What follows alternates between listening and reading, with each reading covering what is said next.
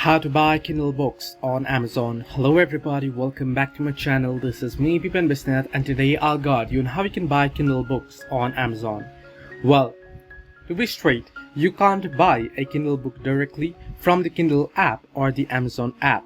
Instead, you'll have to open the website in a browser on your iPhone or Android and find the book you want to buy. Now to do so, you can simply head over to your browser, right, and log into amazon.com there. I'm already logged in, and at the top below the search bar you'll find a list of options there.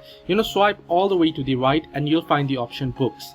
Now you want to find the particular book that you wish to purchase. Then you can simply tap on it and tap on see all buying option. Once you tap on it here, now it'll give you an option to select either audiobook, hardcover, paperback and Kindle. You can simply tap on Kindle option and then go ahead and make the purchase. So this is the way that you can buy Kindle books on Amazon.